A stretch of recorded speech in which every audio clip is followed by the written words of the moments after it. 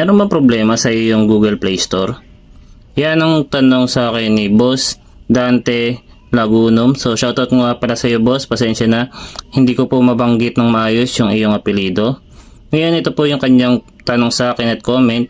Ang sabi niya, boss, ano gagawin kung parating lumalabas Google Play Store stop? Ang nangyayari sa kanya ay laging may ganong error.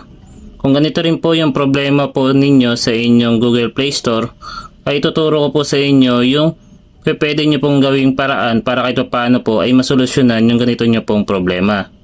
Ang kailangan nyo lang pong gawin mga boss ay i-open lang po yung inyong Google Play Store at pagkatapos pinutin nyo lang po yung account dito sa gilid, yung bilog kung saan po nakalagin yung inyong Google account. Pagkatapos ay mag-scroll up lang po kayo at pinutin nyo lang po yung setting. Ngayon po, kapag nandito na po kayo sa setting ng inyong Google Play Store, ang sunod nyo naman pong gagawin ay pinutin nyo lang po itong About.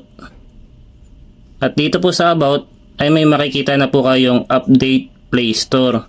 So subukan nyo pong i-update yung inyong Google Play Store dahil minsan nagkakaroon po talaga ng error kapag hindi po updated yung ating mga phone application sa ating Android phone. So sana po ay makatulong po sa inyo ang video na ginawa ko. At kung nagustuhan nyo naman ang video na ito, isang thumbs up lang at thank you comment, ay masaya na ako. Maraming salamat mga boss.